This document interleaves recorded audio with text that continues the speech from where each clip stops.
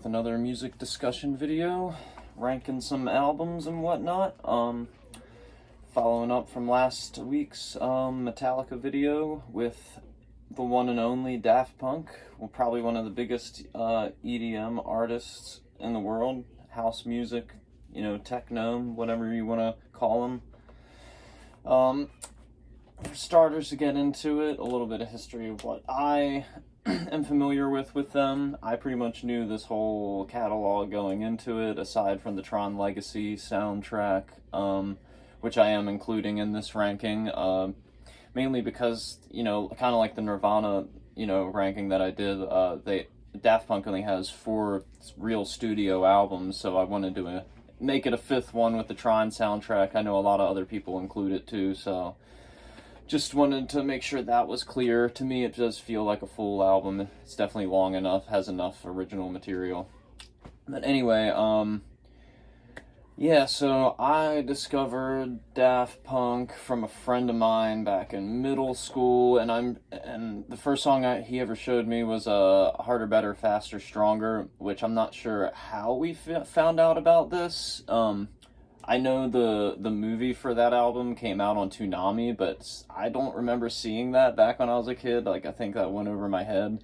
And I'm sure we found Harder, Better, Faster, Stronger through something on YouTube. It was probably in some AMV or something. It was probably hilarious, but I could not tell you for the life of me how I figured out about him, through him, where the source was. But it was about around the time that Human After All came out, because I remember at the same time I'd also discovered Technologic. But those were pretty much the only 2 songs I knew from them for a long time. And then I remember being in high school and the Tron movie coming out, and then them announcing that they're going to do the soundtrack for it. And then I remember a lot of friends told me it was dope, and that they even went out and bought the CD for it and stuff. But I don't know, I guess I missed it. I still never got a chance to listen to it. I had people tell me about it, but I never got to hear any of it. I never watched the movie. So, yeah. And then, obviously, Get Lucky was everywhere on the radio when it came out. So, everywhere you go to, a gas station or the mall or in the store or something, that song would be playing. So, when Random Access Memories came out, I can definitely say I was familiar with it by then. And, I still didn't really have a context, for how important Daft Punk was and, what they really mean for the development of electronic music and stuff. But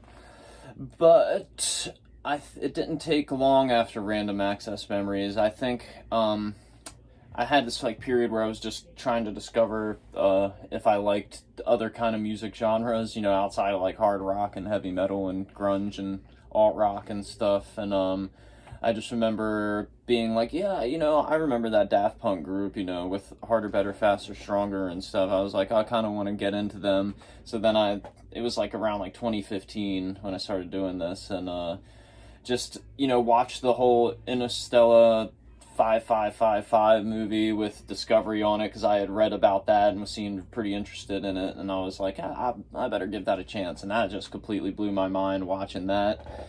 It's really cool. Had no idea it existed, but thought it was a great matchup between the music and the anime. But yeah, shoot.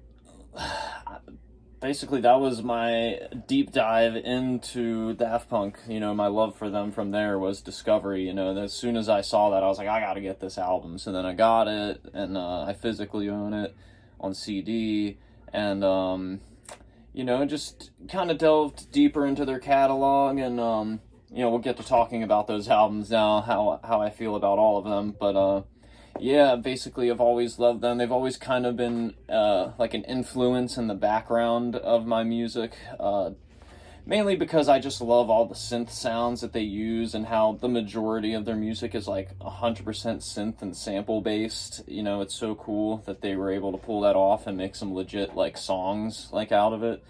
And yeah, I just don't know. I love the way that they build up stuff and everything, and we'll get to that, but that's basically my history on them. Like I said, only one I didn't know prior to this was the Tron Legacy soundtrack, but I had listened to all of these at least once or twice before, and some of them lots. So, anyway, we'll get right to it. At the bottom, at number 5, and I know this one is kind of common at the bottom. I know some people who are probably like EDM purists probably are going to be like, you just don't understand it or whatever.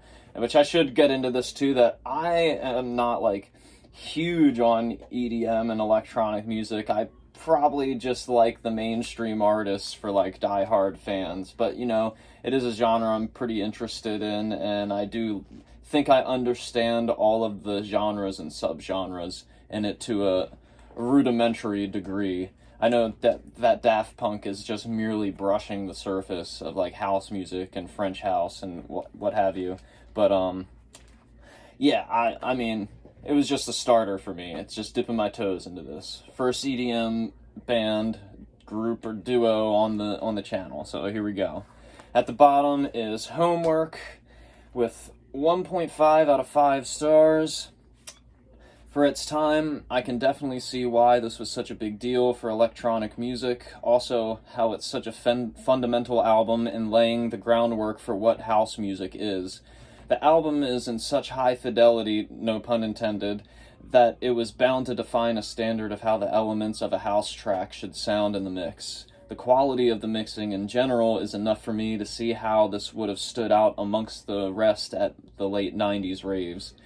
There is also a tiny bit of the elements / tropes Daft Punk is known for throughout their preceding catalog. However, from the perspective of now having the rest of their albums out, this one just doesn't have the fun that the others bring to the table. It is a very monotonous, full listen, and some tracks are very taxing on the ears. Some tracks like Fresh, Rollin' and Scratchin', Rock and Roll, Burnin', they have some of the worst recorded noises I have ever heard in my life.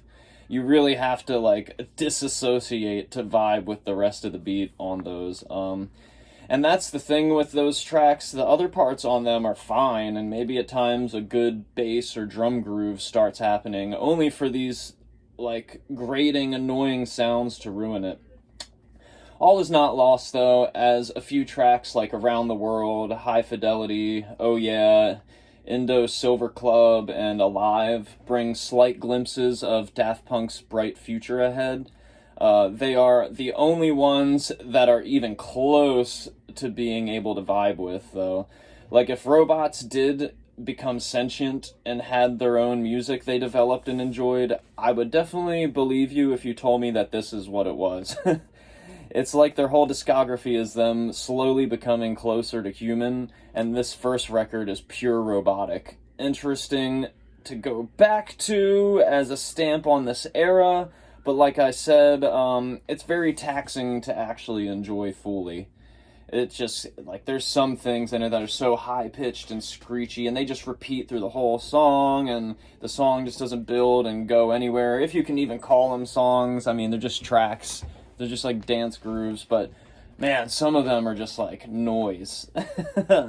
Which, hey, maybe that's like a thing that people are into, you know what I mean? There is noise rock and stuff, so you know, it's just challenging to really groove to, because you want to groove to the tracks on it so bad, but it's just like, it just doesn't do it. I mean, some of them do, but not all of them. Anyway, going to number 4 in the catalog. This is another one that I know is divisive. I know a lot of people probably put it at the bottom. Some people probably defend it. Maybe it's because it's more what you're into, if this is what you want out of Daft Punk. But at 4, I have Human After All with 2 out of 5 stars. This album has never really quite done it for me. Aside from a couple standout tracks, most of these just go nowhere. Even the ones that sound pleasant at first, like Make Love, wind up staying their welcome too long and leave you wanting some build or excitement to happen. It kind of seems like a lot of this is beats that they didn't really know what else to do with, and that they just polished the mixes up enough to put them on here. Even ones that have sick grooves and lines like Robot Rock have a decent throwback vibe to their house roots, but again, the build never really reaches any sort of climax. All is not lost again for the robots on here, though. For a few tracks, slap pretty hard and truly showcases how Daft Punk updated their sound from Discovery to here. I think it might be the album with the dirtiest beats on it, too. The Prime Time of Your Life, for example, builds from the swelling, repeated intro into a grimy beat that sounds like it was made for some underground raves, like in a warehouse or basement or something. Some of the vibes are just darker in tone and in general compared to their other albums, albeit it's similarly repetitive and monotonous like Homework is. Unlike the debut, though, it doesn't feature nearly as much ear-grating parts throughout. Also unlike it, there really is much of a presence... There really isn't, sorry. Yeah, there really isn't much of a presence of their house music roots, aside from like 2 tracks. There is certainly very cool synth, bass, and drum sounds all throughout, too. Don't get me wrong there. Just not enough complete ideas to hold my interest for the whole album. I'm pretty much just anticipating Technologic, like, the whole time. So yeah, it's just... in a similar vibe to Homework, some of the songs are just too repetitive and go nowhere. Not nearly as much annoyingness as that album, and there's definitely, like, the sound is updated and sounds modern and fresh, but, yeah, just not a whole lot there for me. Moving on to number 3, natural progression here. I guess... this is probably in the middle for most people because it's just kind of how it is with this one. I feel like it's kind of hard to put it at the top or at the bottom, you know what I mean? Because it is good, but I have the Tron Legacy soundtrack at 3 out of 5 stars. Without ever watching this film or listening to this album, I was already interested in hearing how Daft Punk fared in collabing on a Disney soundtrack. I was very curious as to how they would meld their sound into the world of Disney music. The result actually works out very well, though. Having still not seen the movie, I don't really have the visual or nostalgic context that a lot of this music is supposed to evoke. Knowing enough about Tron itself and Daft Punk's sound gives me somewhat of a feeling for the vibes and overall flow of the album, though. With saying that, though, as much as I really dig the aesthetic and ambiance this album achieves, most of it is just that. Which is fine, but without the movie to go with it, a lot of the tracks are slow building, like, if at all, and cinematic sci-fi soundscapes.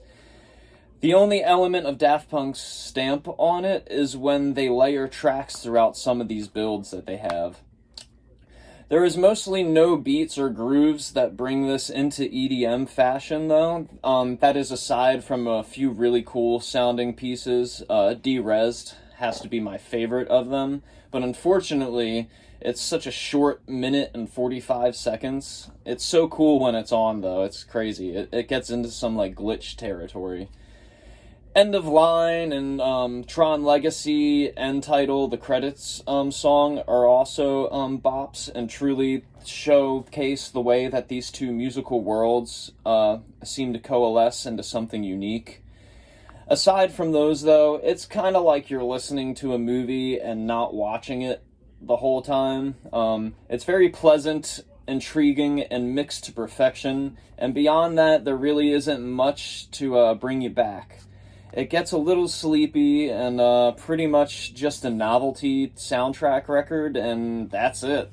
You know, like, there's a couple of times where you can kind of groove out on it, but most of it's just like you're sitting there and just, you know, closing your eyes and imagining, like, the Tron world or whatever. It's kind of how it is. It's really cool and awesome, but, yeah, I could not find myself putting it higher than that. Okay, at number 2, already almost through this, we have the much beloved, pretty much by everybody, Random Access Memories, which is probably a surprise. I know that's probably a top for most people, like, top record of all time, probably for a lot of people, but for me, it's at 4.5 out of 5 stars at number 2. This is such a grand conclusion to their discography. For an electronic music duo to hold such depth in their music and still keep a simple concept consistent throughout is very interesting and different. Among many things, I believe this album represents them finally making the bridge between robot and human, thus making the send-off in such a short catalog make a lot more sense and carry more weight to me. I can see how the duo was satisfied enough with the sound on here to put the Daft Punk name to rest. It's the perfect culmination of everything they're known for and everything they sought to evolve into. The flow of the album isn't supposed to be wholly conceptual in the way that Discovery is to its movie, but that premise does provide context and a certain vibe to it. The way it all just fizzles out at the end of Contact makes this really feel like a finale, too. Sonically, it all sounds perfect, as Daft Punk's mixes usually do. There isn't a moment on here that gets obnoxious or overly repetitive either. The mix is achieved from blending the sound of live band instrumentation with their ever-evolving array of synth sounds, and it's unlike anything before it. It's such a unique trait that really defines this album's aesthetic. The usage of guest features are implemented very well, too, on their respective tracks. Each one brings their own personal touch. It probably has the most vocals for any of their albums. It also feels it's their strongest overall melodically speaking.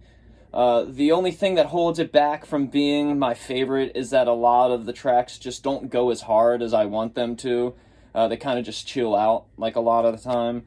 Add a dash of nostalgia bias in there, too, for my favorite. I mean, I'm nostalgic for this one, too, but maybe not as nostalgic for my number one, which, they only have 5 albums, so I hope everyone knows what's left, is, Discovery is a perfect... No, I have it at 4.5 out of 5 stars, just like Random Access Memories. But, 4.5 is pretty damn close to perfect for me. I listen to this album all the time. So, let's get into it. Let's see, Discovery, this album outdoes its predecessor in every way. Everything is mixed so beautifully, the sequencing is well thought out, and it fits the anime movie it pairs with. It starts more of a flirtation of the element of blurring the lines between analog and digital. The super repetitive yet infectious pumping house beats are still there, but many of the tracks are actual songs that utilize both sampled and physically played instruments. It is often hard but fun to try and pick out which is which throughout this record, though. Some might say the auto-tune on Romanthony's vocals date the songs with them in it, but I think it's a fine showcase of where music technology was at the time. And with it really being the first human singing voice you hear, and at the beginning of the album, at that, in their discography, it signifies that this is the path this album is paving. Some might also argue that the 2 to 3 minute long instrumental tracks seem like filler between a bunch of clearly fuller thought out songs, but they are fun bops still, and some are more melancholy, but each is placed well within the sequencing.